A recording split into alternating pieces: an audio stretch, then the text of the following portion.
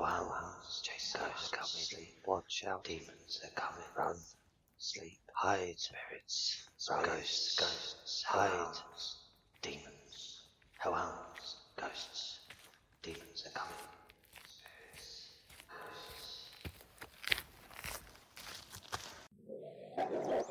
Hello, my little hellhounds. Welcome to Home of Scares. If you like the chills running down your spine and to be scared, fueled with anxiety, then join us twice a week on Tuesdays and Thursdays. And don't forget to increase your anxiety levels. Make sure you subscribe. Sleep tight, my hellhounds.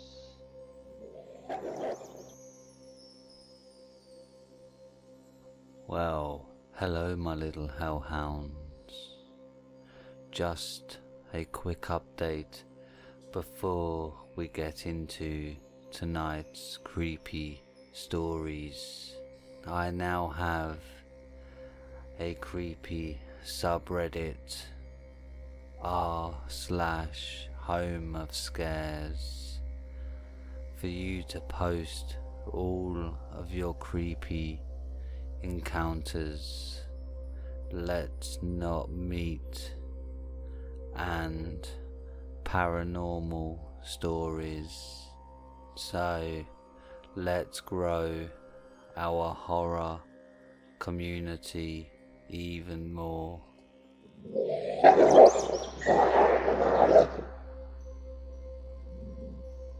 I started feeling uneasy in my new home, posted by BootBasket. Shortly after my son was born, I moved into a new house with my girlfriend. I felt really lucky as we found an actual house for rent that was cheaper than any apartment we came across, and it was in the school district we wanted. The house was quite isolated from the neighbours. The front of the house was abnormally far from the street, and the backyard was surrounded by a dense tree line. At night time, it looked as if we were surrounded by nothing but darkness. It wasn't long when I started feeling unnerved, like someone was watching me. This feeling almost always came from one window in particular, the window above the sink, where we also had an air conditioning unit. It was the only window in the house where it would fit and reach an outlet. I brushed it off and did my best to ignore these feelings because I didn't want to freak out my girlfriend. I knew if I put that idea in her head, she'd never stop stressing, as she was diagnosed with anxiety. One night I was on the couch with my girlfriend, laughing and talking, when I got that feeling again. I noticed my girlfriend got silent suddenly and was staring at the very window that made me uneasy. So I asked her if she ever felt strange there. She tells me that sometimes she feels like someone is watching her from that window, but didn't want to mention it because she was afraid I'd think she was being crazy. Things just got worse from there. I started hearing the dividers on the AC unit open when we were in bed at night. We'd hear pebbles and coins being thrown into our kitchen. I'd hear twigs snap outside at night, and I'd hurry and grab a flashlight and shine it outside of the window. I was actually hoping I'd see someone at this point, because the unknown element was driving me crazy. Every night I was terrified I'd come home from work to my family murdered. I'm still hanging on to the idea that I'm just imagining this stuff, but it was all confirmed one morning. I went out back to smoke a cigarette when all of a sudden I catch something out of the corner of my eye, and all the hair on the back stands up. Goosebumps cover my body before I come to realize what I'm looking at. On the screen to my bedroom window, someone had wrote "coming," but backwards, as if they wanted us to read it from the inside. What made this even scarier was the window was open and I slept right next to it. Basically, you could reach in and stab me in the back without even having to stand on anything. I started to keep all the windows shut and locked. I even stacked empty soda cans in front of them, so if someone did manage to open a window, they'd make a ton of noise coming in. One night I got home from work at my usual time, about 1 AM. We were going out of state for a couple of weeks the next morning, so I really wanted to just get home and go to sleep. I shower, we get all the lights off and make our way into bed. Almost immediately we hear the divider on the AC open up and a pebble come bouncing through the kitchen. I snapped. I got up and screamed, "I'm sick of this shit. I'm going to fucking kill you." I get dressed, hand my cell phone to my girlfriend, tell her to lock the door behind me. But if I yell to call 911 and not to open the door unless she is certain it's me, I get outside and I'm just listening for movement. It probably took me a few minutes to get dressed and get outside.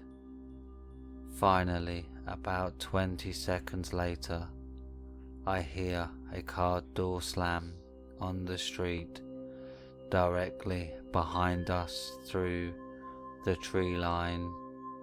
I hear its tires squeal as it peels out, and I can hear it driving really fast through our neighborhood. I'm hypo-aware at this point, and I can tell the streets it's taking, as I've been in this neighborhood my whole life. I hear it turn onto the main street and realize it's going to pass my street next. But it doesn't pass my street, it turns down. It drives really fast past my house, and all I could think to do is point at it, looking as aggressive as possible. I went to sleep. We all went on vacation for a couple of weeks the next morning, and neither one of us ever got that feeling again.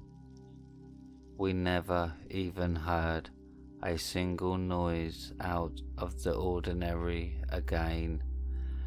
But the next time I moved, I made sure to buy a house with a window high off the ground.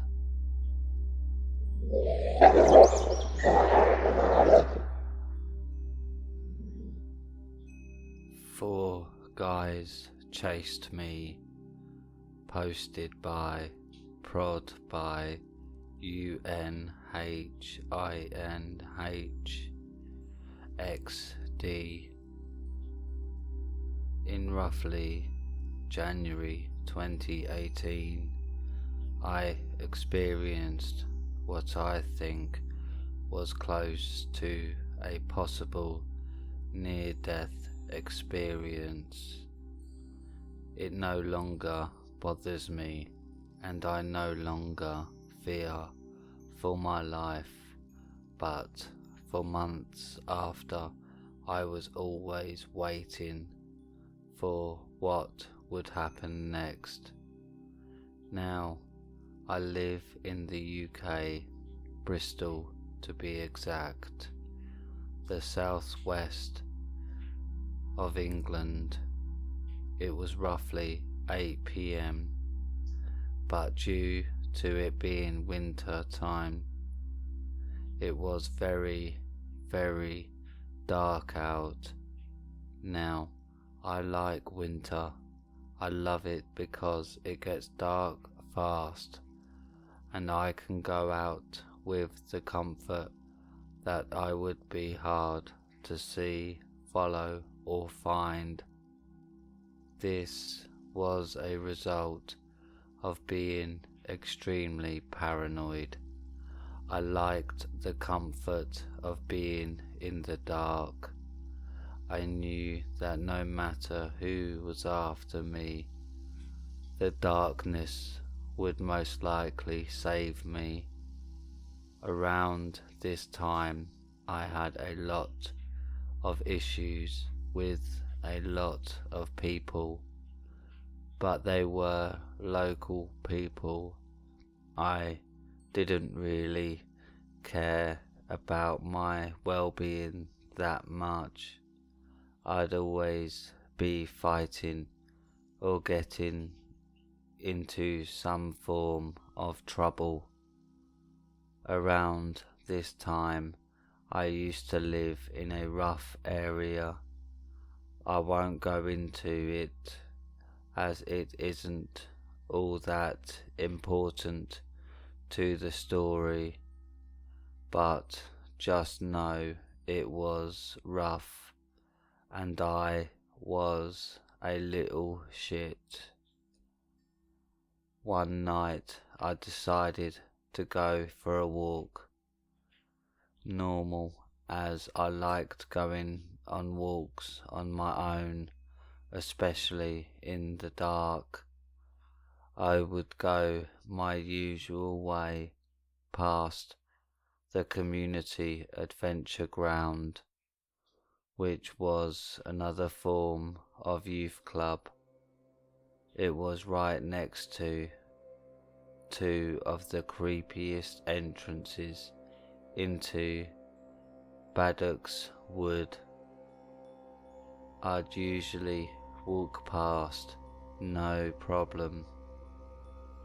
Out of nowhere, a car had sped up towards me and skidded onto the path, blocking my way, and 4 people jumped out of the car. They were all shouting at the same time, and 3 of them ran at me. My fight or flight instincts kicked in. Usually I would try and fight anyone, no matter how many people there were. But this was different. They were not local, and I heard it in their accents that they were from somewhere up north. I sidestepped one of them as if I was in a game of rugby, and then sprinted past the car. I ran right into Lake Road, as I knew they would have difficulty getting the car through the bollards. I think they split into twos, as I remember hearing 2 sets of footsteps and the car starting up, so I would have guessed that they split into twos. Running down Lake Road, there is an entrance into Baddock's Wood that I would have loved to avoid, but I have this weird thing with long roads.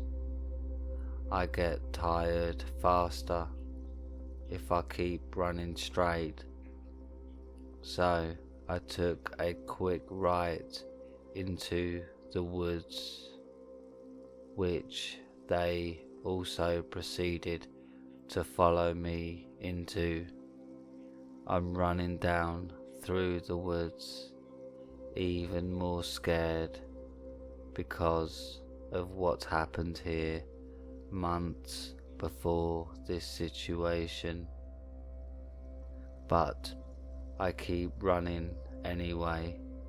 I run to the middle of the woods, across one of the bridges, straight ahead, as left would go back to Lake Road, and on the right there's nowhere to hide, and I would lead them closer to my home, should I decide to go there whilst they chase me.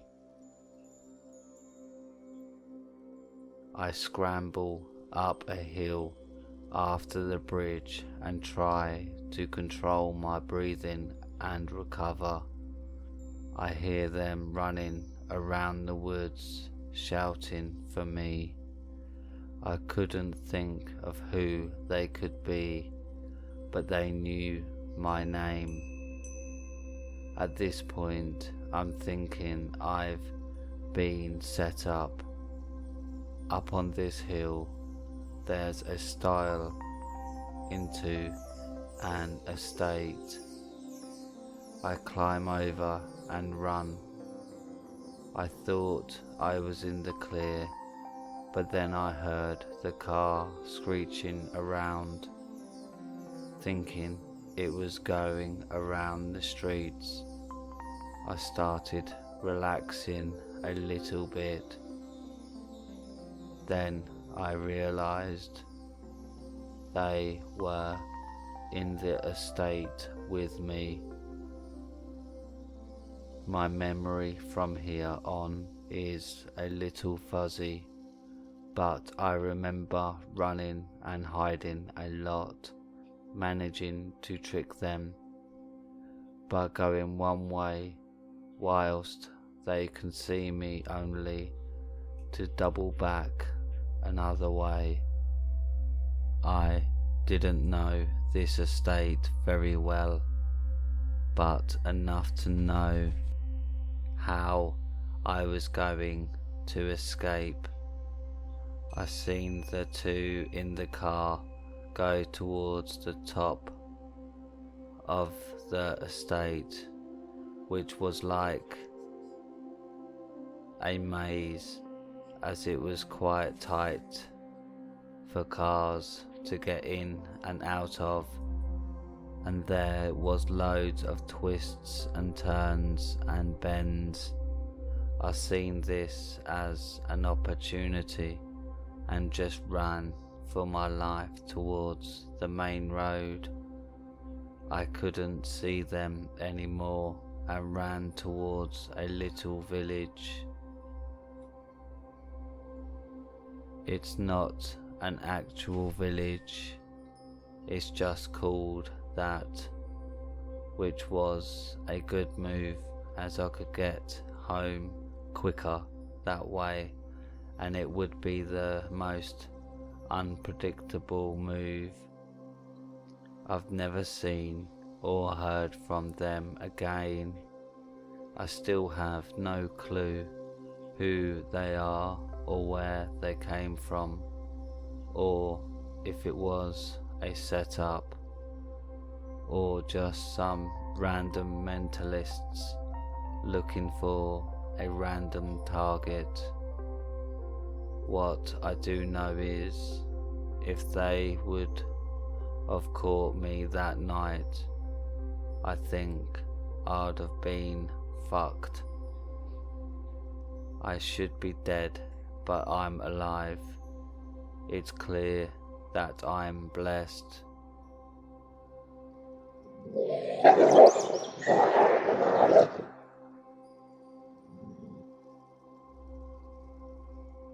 The online girl, posted by AlexHamill.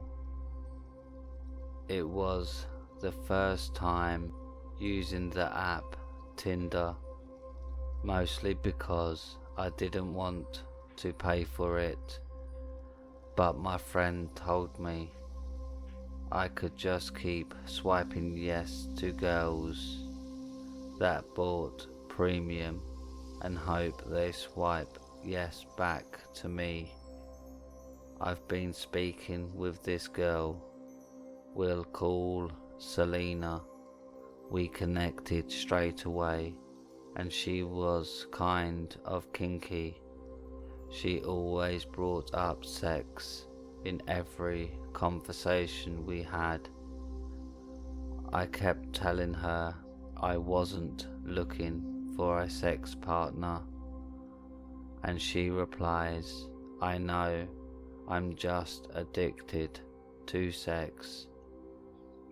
We finally met up after 2 weeks of talking over Tinder. It was kind of scary because of all the stories I've heard of people dying to meet strangers from online. I thought I was safe because I am a man and girls aren't really known as strong. We met at her place because I still live with my parents at 20 years old and would be pretty awkward when I entered her home it was pretty normal looking, I'd say. We watched Netflix on the TV for a couple of hours, and we kind of started making out, and she led me to her room. Her room design should have been a red light to get the fuck out. Her room had pink LED lights and whips on the walls. At the time, I didn't care and just wanted to fuck. We were on the bed and she says, "Hold on, I'll be right back." She came back with a rope and told me her kink is dominatrix, and I told her, "Do whatever you want." I wanted to make her happy. After she tied me up, she also wanted to blindfold me, but I refused. After she tied me up, she giggled and said, "I'm going to get something to make things a little more interesting." She comes back with a giant kitchen knife. At this point, I was terrified and tried to get out of the rope, but nothing worked. She places the knife against my left forearm. I yell out, "Please, I value my life. Please don't kill me. I have so many things to do." She replies with, "Oh, I don't want to kill you. Just not yet anyway." She turned on a camera and points it to me and says, "This is a live show going on the dark web. Hope you don't care if your face shows. Not like you'll be alive for much longer anyways." My mind went blank and I didn't know what to do.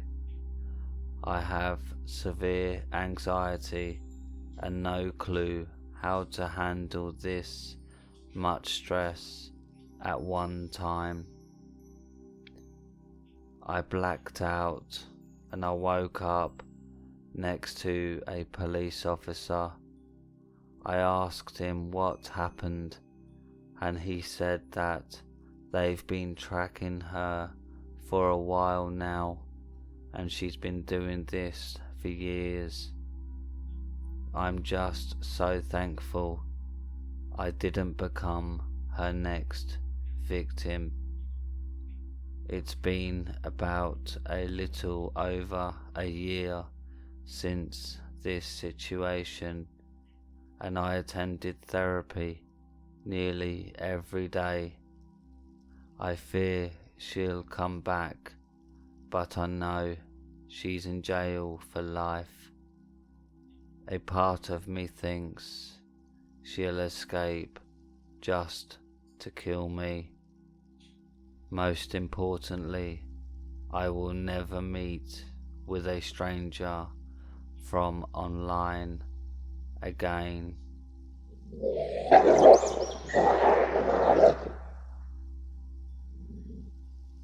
I found a small door in my closet, posted by Page V. When I was 15 years old, my family moved to a new state and into a new house. I ended up with the largest of the 3 upstairs bedrooms, one that had a bathroom attached, and interestingly enough, a door in the closet. Inside of my normal closet was a door maybe 2 feet by 3 feet in size. I have always loved the paranormal, and this door instantly reminded me of the one in the movie Coraline, so I was very interested. When opened, you could tell that there was insulation blocking the door, but had either been pushed out of the way or pulled. The door led to a small attic-like room. It was unfurnished, bare wood, and was warmer than the rest of the house. I shut the door after not finding anything interesting about it, and didn't give it any thought for the next few weeks. That is, until one day I woke up and the small door was open. My initial thought was that maybe I had opened it and forgotten. I walked over, shut it, and went on with my day. The next morning, I awoke to find the door once again open. Now this time I knew for a fact it had been shut when I fell asleep. Trying not to read too much into it, I thought maybe it was one of my 2 siblings trying to mess with me. That wasn't really like them, to wake up in the middle of the night to prank me, but I couldn't think of any other logical answer. I asked them both numerous times, and they were so uninterested that they simply said they had no idea what I was talking about. I even ended up scaring my little sister just from talking about it. That night I decided to lock the door instead of just shutting it.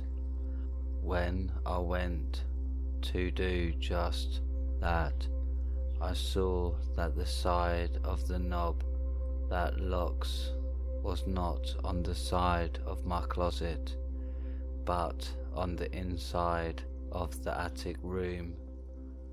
I found this very strange, as the room couldn't really be used for anything besides storage, and if that was the case, it would make more sense to have the lock on the outside where it would be easily reached. Nevertheless, I locked the inside of the door and shut it, gave it a hearty pull and wiggle to make sure it was actually locked, and it stayed put. Confident that it was truly shut this time, I went to bed. In the morning, the door was open. Seeing that small door in my closet wide open after locking it myself the night before was absolutely terrifying. It was at this point that I decided to tell my parents what had happened. Both of them laughed, joking that I had a ghost, and didn't believe a word I said. I was on my own. What happened next is something that I will never forget as long as I live. I'll preface this by saying I have never had sleep paralysis and have never had it since this story took place. I went to my bedroom to take a nap. It was mid-afternoon, so the sun was still out and coming through my blinds. I don't remember falling asleep, but I do remember opening my eyes and the room was considerably darker. I remember laying there on my side, face to face with a dark humanoid figure sitting next to me, to my head on my bed. It was just a black, like a 3D silhouette. It was sitting cross-legged, mere inches from my face, and I couldn't even scream. I was frozen. It felt like hours, but was probably only a few seconds before the room was lit with the warm afternoon sun and the figure was gone. I was still laying in the exact same position and the door was open. This was the last straw for me. I was completely terrified of that door and whatever came with it. I grabbed one of my scarves and tied the doorknob to the shelf on my closet so that it cannot be opened at all. Thankfully, this worked. I moved out of that house 3 years later, but my little sister moved into that room after I moved out.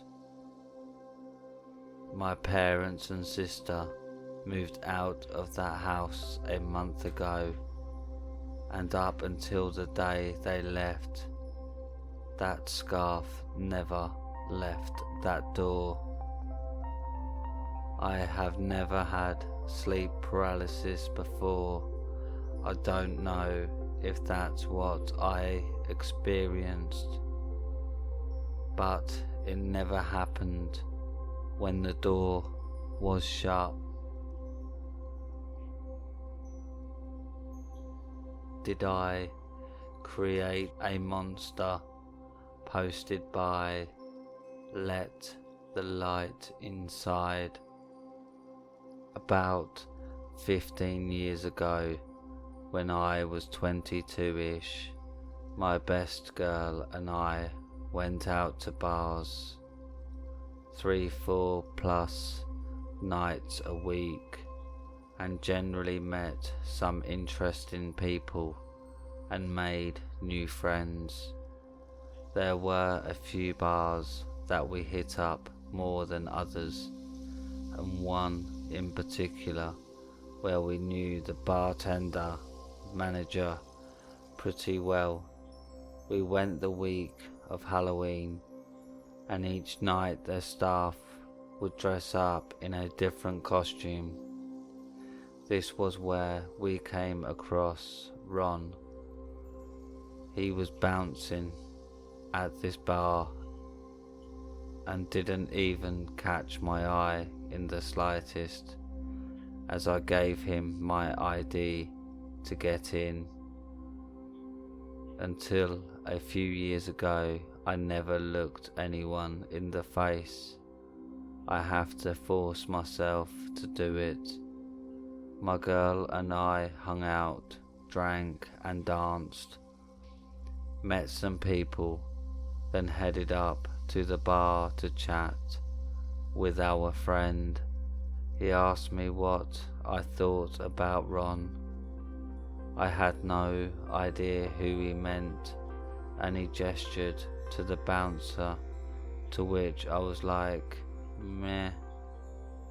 He was older looking, very muscular.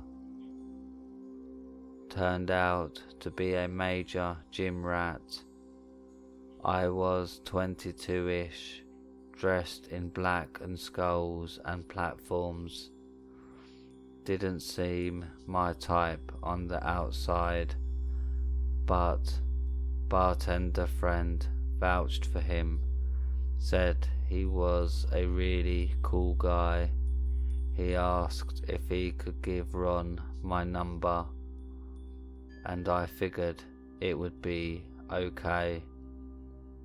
I hear from him the next day, and he wants to hang out.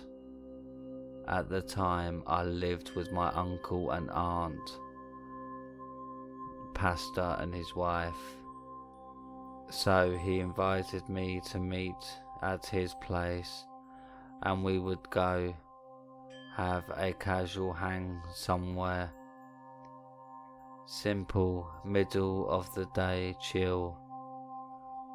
I get there and his apartment door is wide open, and he is much better looking, married and closer to my age. Best friend is there. He seems nice enough, and I didn't feel unsafe. As they left the door wide open, and again my bartender friend had vouched for him. He mentions he needs to grab a few office supplies, so the three of us pile into his douchey car and head to an office supply store. We go in, and as we walk in, a pretty girl walks by, and he does the head thing and completely stares at her, like the obvious follow her with his head thing. We aren't together, but I found it to be rude, so later in the car I mention it. I tell him, hey look, I know we are just hanging out, but don't disrespect me like that. Everyone looks, but be less obvious, and don't make me look like an ass in public. He laughs and tells me that it's hot that I stood up for myself, especially on our first hangout. Okay, we get back to his place, and as we walk inside he says, I like that.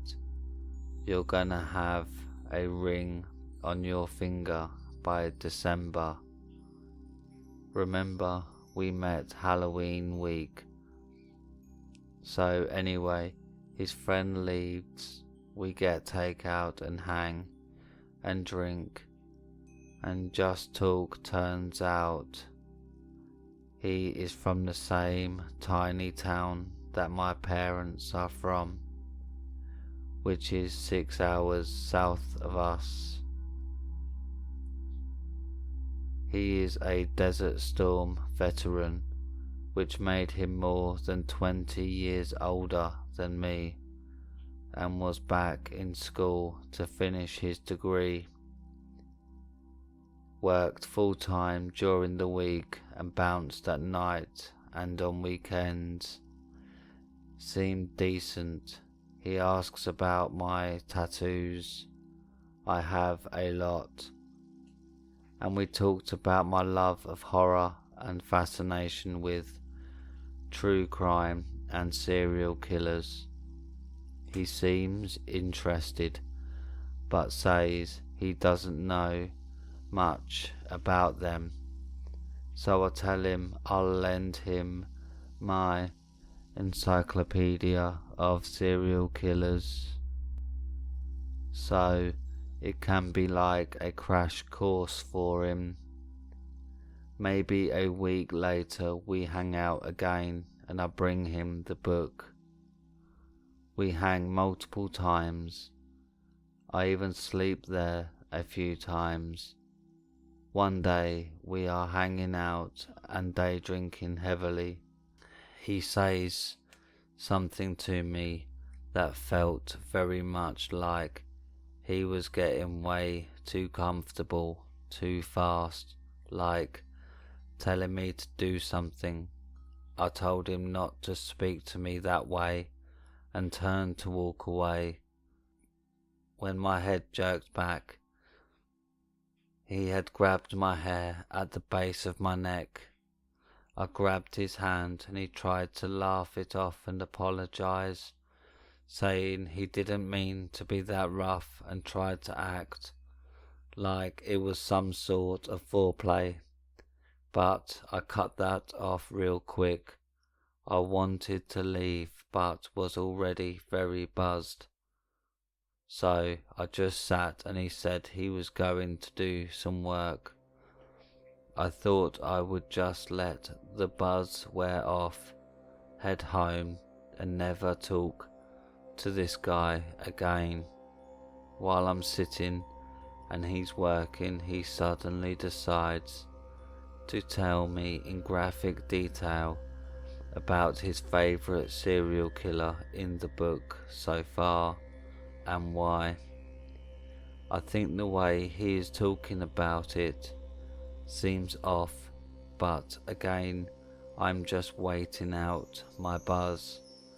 He starts working on the sociology assignment that is studying urban legends and such.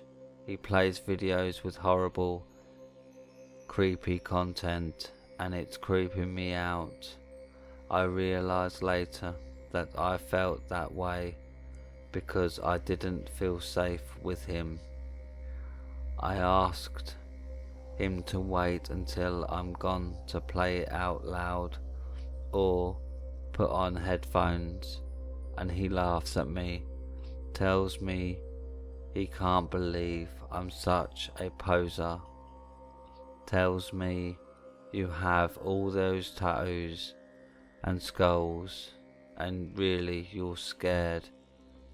You look all goth or punk rock, but you're terrified.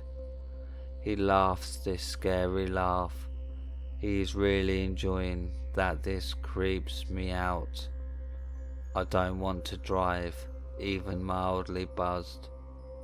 I tell him that his reaction is really scaring me.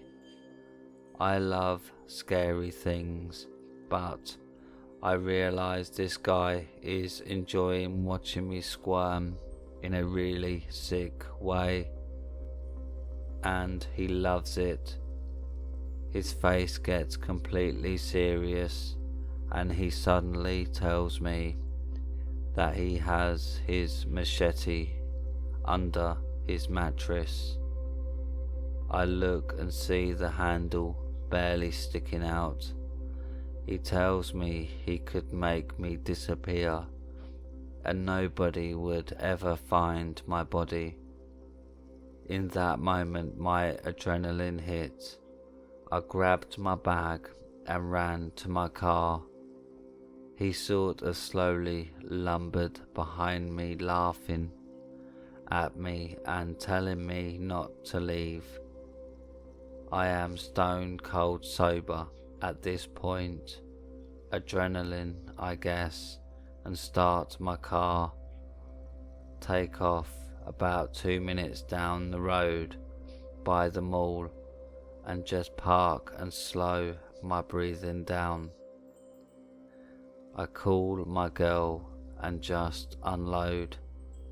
For the next week he texts and calls me over and over, switching between begging me to give him another chance and berating me, calling me a poser and a fake. I tell our bartender friend and he can't believe that Ron did all those things. He only works with him a few more times and they don't talk. Ron set his sights on someone new, another chick in her early 20s. Her family owns the Vietnamese restaurant in the same strip as the bar. Bartender tells us Ron had just started seeing her, and she ended up pregnant immediately. I asked the bartender to warn her or give her my number, but he never saw her again. I hope and pray that she didn't get stuck with Ron, and every time I'm in that area, I pray that I don't run into him again. He can keep the encyclopedia. I just hope he hasn't picked up any tips.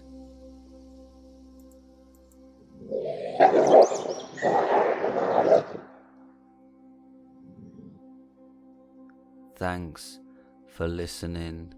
Don't forget to comment down below what you want to hear next. If you have any scary stories, submit them to r/homeofscares on Reddit for a chance for them to be read out. Now, good night, my little hellhounds, and don't forget to subscribe